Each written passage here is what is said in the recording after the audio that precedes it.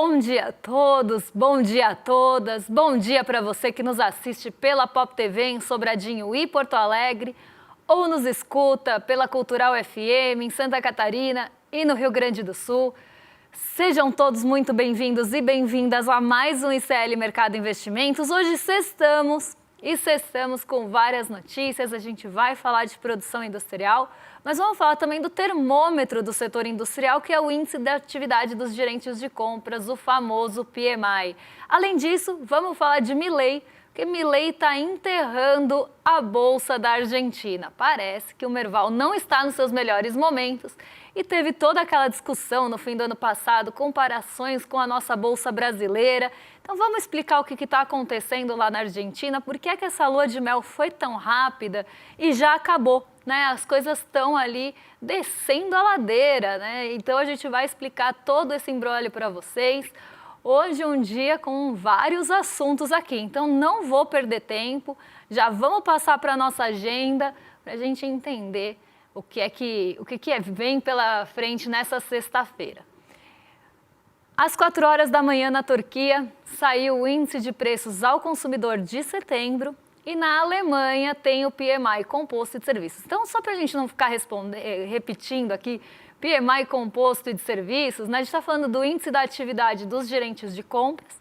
Ele é um indicador que mostra a atividade dos setores, então do setor de serviços, do setor industrial, e composto, tentando mostrar ali uma imagem, né? Uma foto da economia de uma forma geral. E quem divulgou esse índice? Porque a S&P Global faz a medição de vários países e depois, inclusive, compara esses países. Então, quem que divulgou já o índice de atividade dos gerentes de compras de manhãzinha? A Alemanha, a zona do euro e o Reino Unido. A Holanda, às 7h05 da manhã, teve uma participação no Banco Central do presidente do Banco Central dos Estados Unidos, do Fed, o John Williams, que vota no Comitê de Mercado Aberto lá, né, que seria o equivalente ao nosso Copom, que decide os rumos da taxa de juros, da política monetária. E além disso, às 6 horas da manhã, na zona do euro, teve PPI de agosto, o famoso índice de preços ao produtor. Mas não para por aí. A gente tem, gente, eu estou fazendo de tudo para não tossir no ar, hein? Mas não para por aí. Às 9 horas da manhã aqui no Brasil saiu a produção industrial de agosto, dado quentinho, e a gente vai trazer para vocês nessa manhã. Às 9h30 tem o relatório mensal de empregos, o payroll, o famoso payroll tão aguardado, com a taxa de desemprego e salário médio por hora. E aí tem toda uma desconfiança do atraso em relação aos dados dos Estados Unidos por conta da paralisação, do shutdown. Então os dados eles estão mais lentos e alguns atrasados, e esse é um ponto que a gente vai falar quando a gente vai falar de fechamento aqui.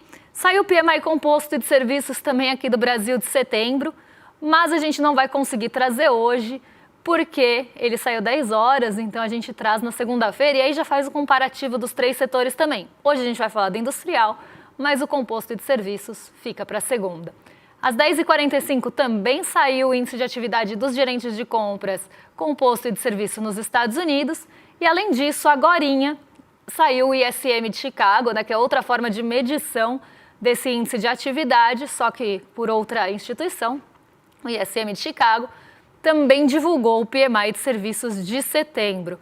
Às 2 horas da tarde, a gente tem poços e plataformas de petróleo em operação. Esse dado, junto aos estoques, pode mexer com o preço do petróleo, como aconteceu. Eu vou explicar direitinho para vocês daqui a pouco. E a gente tem mais um quadro de agenda, porque o Philip Jefferson, vice-presidente do Banco Central dos Estados Unidos, que vota também no Comitê de Política Monetária por lá, discursa no Fórum Econômico.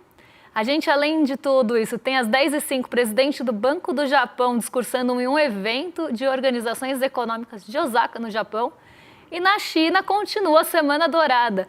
Que Semana Dourada, né? Deixando os mercados fechados na China continental. Então, feriado prolongado por lá, o feriado da Semana Dourada que, né, como o próprio nome diz, fica ali por um tempo mais extenso, por uma semana. Além disso, na Coreia do Sul, tem Dia Nacional da Fundação e também os mercados estão fechados. Então, hoje a Ásia sem muitas referências. Um dia de poucas referências no mercado asiático. E no caso do mercado chinês, né, a gente ainda tem a implicação que mexe por aqui já que a gente está falando de um mercado que divulga preços, né, negocia minério de ferro, então isso mexe bastante com as expectativas para o preço do minério de ferro, fica sem essa referência importante. Aí, no caso, a nossa Vale ou outras empresas ligadas à mineração e siderurgia ficam sem essa referência e acabam tendo até uma volatilidade vinda disso. Mas vamos então, já que a gente está falando de volatilidade vinda disso, a gente está falando de Vale, vamos ver como fechou a nossa bolsa ontem, porque não foi um dia positivo para o nosso Ibovespa. Ontem o Ibovespa fechou em queda de 1,08% aos 143.950 pontos, né? Até atingiu um patamar que estava ali em meados de setembro.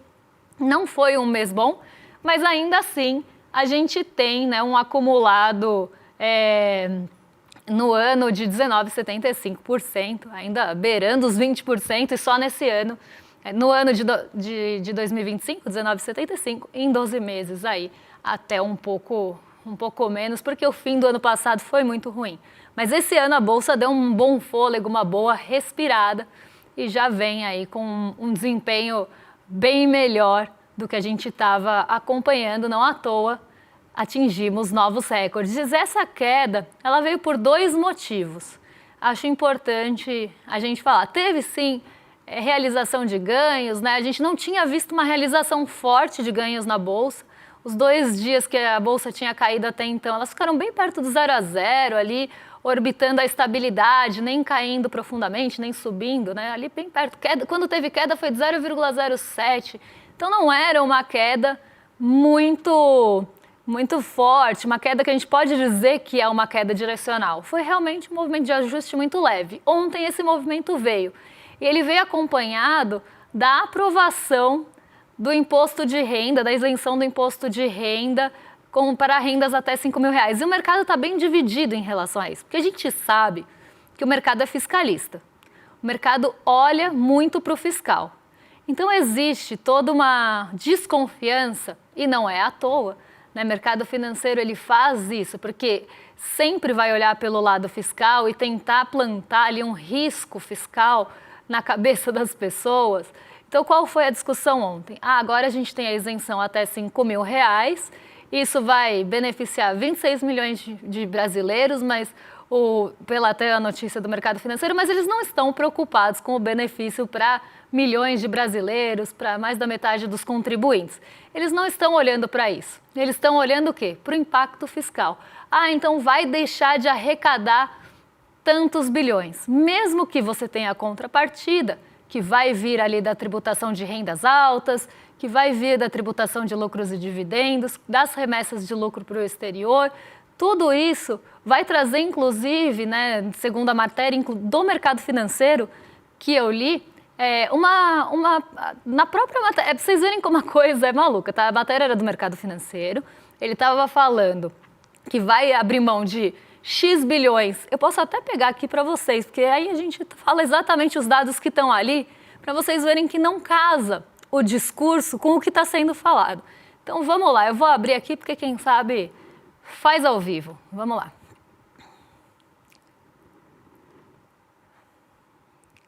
Eu vou encontrar exatamente esse parágrafo, porque a matéria é longa. E aí eu aproveito e dou uma respirada, porque, para quem não sabe, eu estou com uma tosse horrorosa e eu estou fazendo de tudo para que ela não apareça. Vamos lá. Em nota, menciona que a isenção do IR, de forma como foi aprovada pela Câmara, priva os cofres da União de cerca de 26 bilhões. Mas gera um aumento arrecadatório de 34, por meio de medidas compensatórias, como tributação mínima de 10% sobre os rendimentos acima de 600 mil, e aí ela é progressiva, tá? É importante falar isso. Tributação de lucros e dividendos e tributação de remessa para o exterior. Então, o mercado financeiro está falando, a União está abrindo mão de 26 bi de arrecadação. Como compensação, você deve ter 34 bilhões. Maior que 26 bi. Mesmo assim, o mercado financeiro está falando de possíveis impactos fiscais e a desconfiança que isso pode trazer para os cofres públicos. Então, ao mesmo tempo que a matéria fala que vai ter uma arrecadação compensada, ela fala também do impacto fiscal como se isso fosse um problema, ainda que beneficie, segundo a própria matéria aqui. Eu vou até pegar, porque tudo isso está na mesma matéria. É uma matéria de veículo de mercado, tá? Então, é até ruim de eu colocar para vocês na tela, porque ela nem tem uma configuração bonita. Vamos lá. Eu queria achar essa parte que é maravilhosa. Acho que eu não vou encontrar. Assim de pronto. Enfim, na matéria ela fala, apesar de ter o benefício para milhões de brasileiros, ainda existe a possibilidade de risco fiscal. Então, muito fiscalista olhando exatamente só para o que se quer olhar. E aí até tem uma menção de, isso vai virar dinheiro na mão da população. Então, existe o efeito multiplicador, a gente não pode deixar de falar disso. Porque se você dá um dinheiro na mão da população que ela pagaria de imposto e a partir de agora vai sobrar para ela, muito provavelmente isso não vire poupança para a maioria da população. O que a população vai fazer com esse dinheirinho extra que vai sobrar? Vai gastar no comércio, vai comprar alguma coisa, vai dar entrada no fim do ano, ali juntando um pouquinho que sobrou todos os meses, vai conseguir dar entrada em alguma coisa que ela precisa comprar. Então, é dinheiro que circula, né? Normalmente, a pessoa que trabalha gasta tudo que ganha. E quem gasta tudo que ganha, qualquer sobra ou qualquer aumento de renda vira consumo. Se vira consumo, vira renda de outra pessoa que também vai gastar. E aí, isso gera aquele efeito multiplicador, que é justamente um aumento de renda que vai se multiplicando e gerando ganho para a economia como um todo. E no final das contas, isso também volta para os cofres como arrecadação. Porque uma pessoa que consome mais, eu já expliquei várias vezes que a gente tem um imposto sobre consumo aqui no Brasil que é alto e que inclusive não é progressivo. Se a pessoa gasta tudo que ganha e passa a gastar mais, isso também volta em parte para o governo como arrecadação. Então isso parece que é esquecido quando o mercado financeiro fala de risco fiscal. Apesar de tudo isso, na matéria aponta mais para esse risco que pode vir, a pressão em relação aos juros futuros, porque se falou em risco fiscal, qual a primeira coisa que vão pensar? Aumenta o risco do país. Se aumenta o risco do país, tem que pagar mais juros, como se já não bastasse o patamar que a gente está, ou a expectativa de queda, então tem que cair menos, porque se vai aumentar risco, tem que pagar mais por isso. Então a gente vê como a matéria vai condicionando ali, vai levando o olhar de vocês de uma coisa positiva que vai beneficiar boa parte da população, como se fosse negativa. Então é bastante curioso ver isso e esse foi um dos motivos de pressão, tanto para a curva de juros, que acabou aumentando um pouco mais, e se você sobe a expectativa dos juros, a bolsa já cai, porque diminui o apetite pelo risco, vão buscar o ganho ali mais nessa curva de juros, e além disso, teve essa percepção toda de risco levando o dólar para cima. E junto a tudo isso, o shutdown nos Estados Unidos, que está trazendo aquela dúvida em relação aos dados econômicos. A gente está num momento lá nos Estados Unidos que está em corte de juros, em decisões de política monetária que são embasadas nesses dados, e esses dados econômicos podem passar a atrasar ou ter uma reconstrução do calendário. Então, tudo isso aumenta a percepção de risco e como o mercado é fiscalista, ele não consegue olhar muito de forma profunda para o aumento de renda, por exemplo. Ele sempre vai olhar do lado do cofre público como se fosse uma perda de arrecadação, ainda que tenha a compensação. Então, a matéria, as matérias de mercado, e eu acho importante a gente entender a cabeça do mercado. A gente não vai concordar com ela, pode não concordar, pode concordar, eu não concordo, mas mesmo que a gente não concorde, a gente precisa entender como ela funciona, como pensa, para conseguir entender esses movimentos de mercado que acontecem. Para nós a notícia é positiva, mas para o mercado que vê sob outra ótica, não é. Embora tenha, inclusive, o lado positivo falado aqui, do aumento da renda, do efeito multiplicador, ainda que uma frase, o resto são 2 parágrafos. Mas aí a gente começa a entender como pensa né, o noticiário econômico, como pensa os veículos mais ligados ao mercado, já que 75% deles são controlados por bancos. Então, sempre ali, né, levando o leitor para uma ótica que não o favorece, né? Não favorece o leitor, o trabalhador, mas favorece quem normalmente está falando sobre isso. Por isso que eu queria até pegar aqui a matéria e ler com vocês, tá? Justamente é por isso. Mas vamos lá, né, que a gente tem outros assuntos para falar também, além de queda da bolsa, alta do dólar.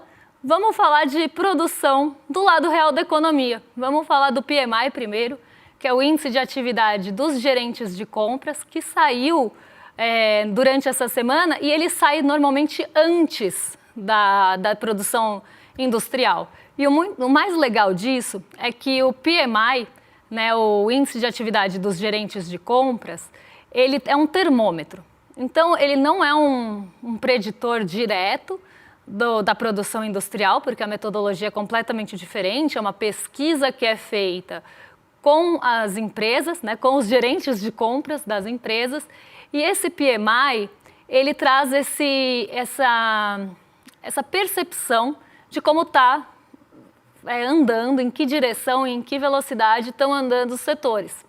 E nesse caso aqui a gente está falando do setor industrial, que saiu a produção industrial logo em seguida. Só que a produção industrial está olhando para agosto e o PMI já está olhando para setembro. Por isso que ele é considerado um termômetro, porque ele é divulgado antes e ele já está mostrando a perspectiva para a produção de setembro, ou para o setor industrial de forma mais geral em setembro. Mas vamos ver como ficou, então, o PMI, e depois a gente compara com a produção industrial para ver se ele foi na direção certa, pelo menos, ou se ele trouxe uma foto do que a gente espera que aconteceu na produção industrial. Então, vamos colocar aí o PMI na tela, que eu vou explicar para vocês como ele funciona e quais aspectos ele traz para a gente.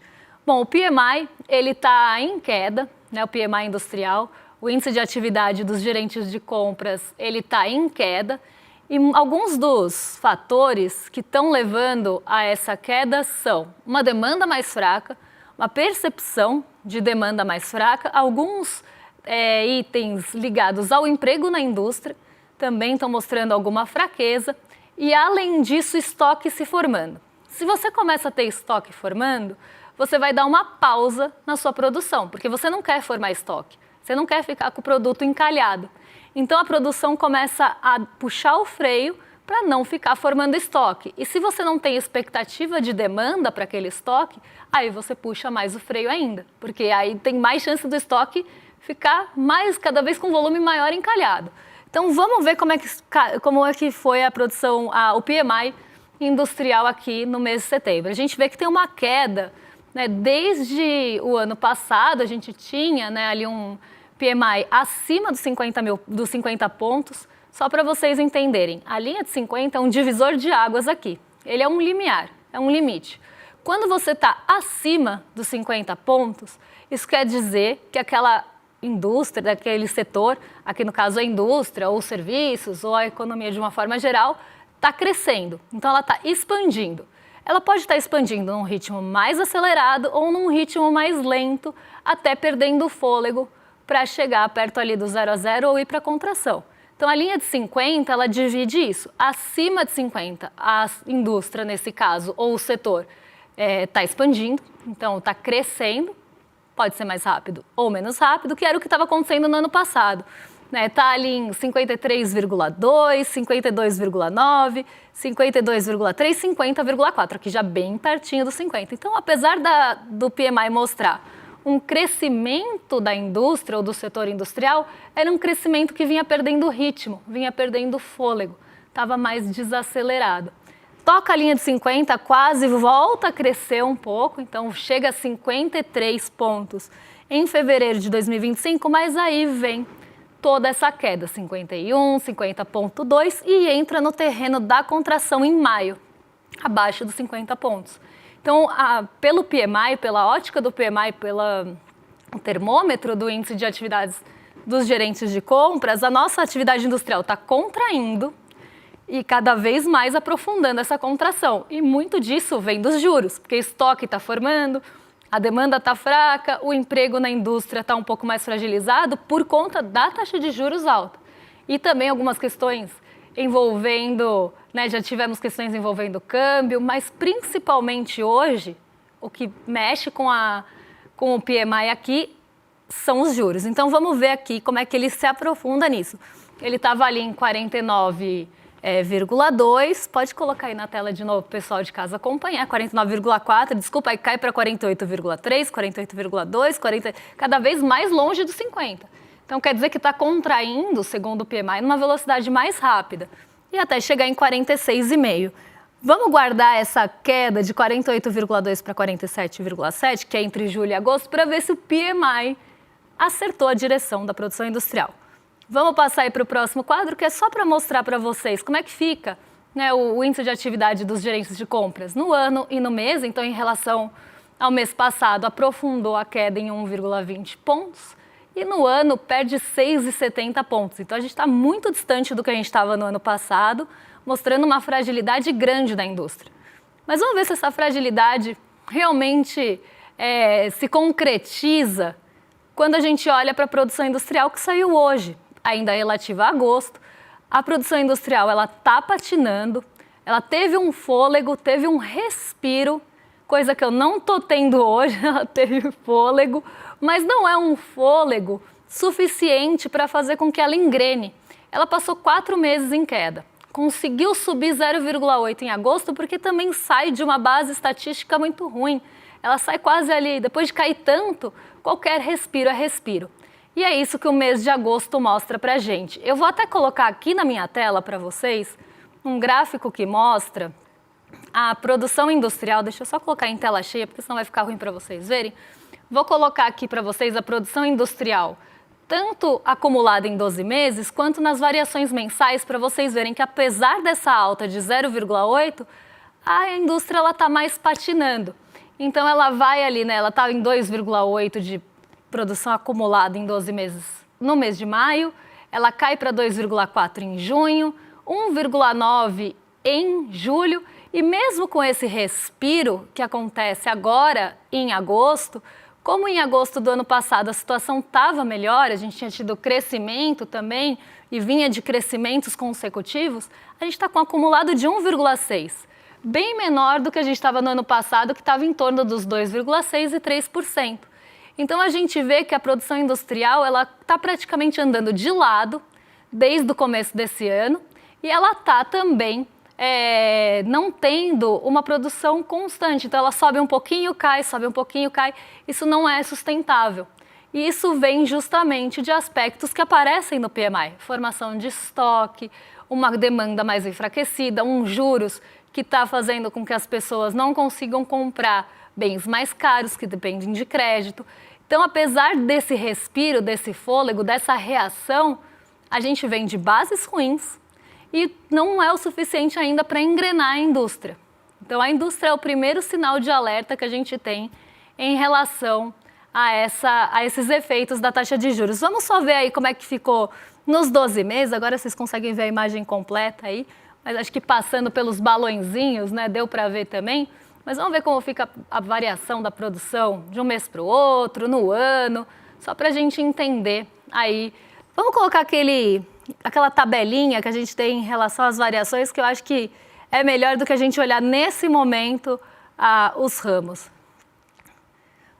Vamos lá, no acumulado, os bens de capital, pode ser esse também, porque esse é muito bom para explicar. Os bens de capital, eles tiveram uma queda agora entre agosto e julho.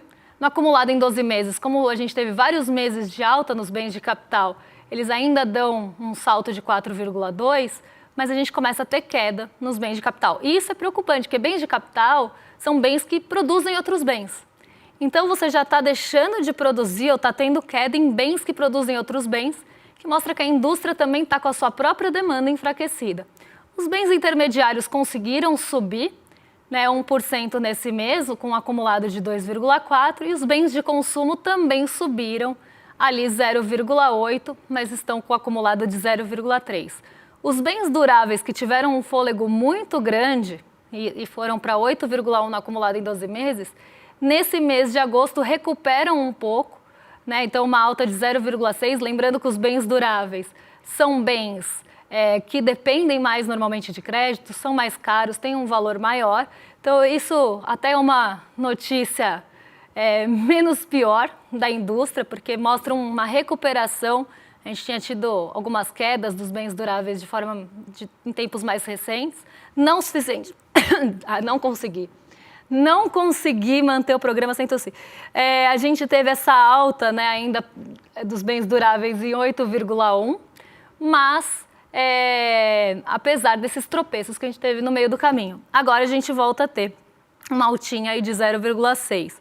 Os semiduráveis e não duráveis estão negativos no ano e sobem 0,9 nesse mês. E a indústria geral ficou naquele patamar que a gente já falou, de 0,8 e 1,6. Então, dificuldades para a indústria. A indústria está patinando, ela tem um crescimento desigual, isso é importante também falar, principalmente quando a gente olha os ramos, quando a gente olha as categorias, quando a gente vai um pouco mais a fundo, a gente vê um crescimento desigual da indústria, ela não cresce de forma homogênea e ainda com vários tropeços e praticamente patinando, né? Ela vai um pouquinho para frente e volta, né? Ela está escorregando ali no gelo. Vamos falar de outro assunto que também é bem importante hoje. Agora não vamos falar do Brasilzão, a gente vai falar de Argentina, porque depois de falarem um monte sobre as comparações, principalmente, entre a Argentina e o Brasil, ano passado que nossa bolsa estava um pouco ruim, né, teve queda, estava todo mundo falando da bolsa argentina, como lá estava tudo bem, né, aquela lua de mel com Javier Milei que durou pouquíssimo, né, até já brinquei com vocês, a lua de mel do Javier Milei durou menos com o mercado do que a lua de mel do casamento às cegas 50 a mais entre a Silvia e o Rivo, que não durou um dia. Né? Então, a lua de mel com o mercado foi deteriorada muito rápido, porque começaram a ver que as ações do Milei podiam ter tido aquele efeito logo no começo, mas que elas não se sustentaram. Então, é um projeto econômico que estava fadado ao fracasso desde o começo, mas que agradava interesses de setores específicos. Então, foi enaltecida a rodo. O que a gente viu de notícia falando que Javier Milei era exemplo, notícias que falavam que ele deveria, essa política de corte dele, de passar a motosserra em tudo, devia ser trazida para o Brasil, uma série de coisas nesse sentido, só porque, a bolsa estava bem lá, e dois, porque ele tinha conseguido diminuir a inflação. Só que a gente tem que pensar uma coisa, se você joga metade da sua população para a pobreza, aumenta o desemprego, se você corta os benefícios sociais, lembra aquele efeito multiplicador, que a renda na mão do trabalhador que gasta tudo que ganha, vira a renda de outras pessoas e vai multiplicando? Pois é, se você começa a cortar tudo isso, aumenta o desemprego, tira o poder de compra, você joga as pessoas na pobreza por conta das ações que você está fazendo de corte, né, passando a motosserra em tudo, você vai ter uma queda de demanda. Se não tem demanda, realmente a inflação vai cair. É aquela coisa, o argentino estava com dor de cabeça. Veio o Javier Milei, passou a motosserra na cabeça, cortou a cabeça da economia argentina, acabou a dor de cabeça, acabou a inflação. Mas você tem, ao mesmo tempo, essa inflação em queda por uma queda de demanda, por um achatamento da economia. Então não é, né, a melhor forma de controle. Mas estava todo mundo enaltecendo até esse ano. Que quando essa situação, principalmente, começa a vir à tona, não só em relação às questões políticas envolvendo Javier Milei e todas as suas polêmicas, mas também as econômicas, dados ruins de PIB, um desemprego grande, uma subocupação grande, uma informalidade muito grande na Argentina, uma renda que não acompanha, as coisas estão caras lá, uma cesta básica que vai além dos itens básicos de alimentação na Argentina hoje, consomem 117% do salário mínimo. Para a gente entender o poder de compra e o custo de vida, como é que está lá. Então, isso não vai segurar uma demanda, né? Fica uma demanda enfraquecida. E aí a bolsa cai, né? A gente teve a Argentina num dos piores lugares nos rankings das bolsas, e ela já cai, né, no tempo mais recente, 45%. Se a gente pega até dados de 6 meses, eu vou até pôr aqui, a situação é um pouco menos pior, mas se a gente pega esse ano especificamente, a gente vê que a economia, a Bolsa da Argentina está refletindo esse fim de lua de mel. né? Ela já cai 29% esse ano e 2,35% ali num fôlego. Aqui a gente está falando de 6 meses, né? Esse gráfico que vocês estão vendo está de 6 meses. Olha como ela cai aqui desse pico até hoje, né? É que vocês não estão vendo minha setinha, mas tem um pico aqui. E aí a bolsa derrete nos tempos mais recentes. E já chega uma queda acumulada maior do que outras bolsas que estão em quedas. E isso é consequência das próprias medidas econômicas da Argentina. A gente até fez um meme aqui, eu vou pôr rapidinho antes de chamar vocês para assistir ao documentário, que a gente vai falar sobre tudo isso, que é exatamente o Javier Milei cortando o Merval, né, derrubando a Bolsa Argentina. E eu acho que tem uma pessoa que fala muito bem sobre isso, que eu sou muito fã, eu adoro.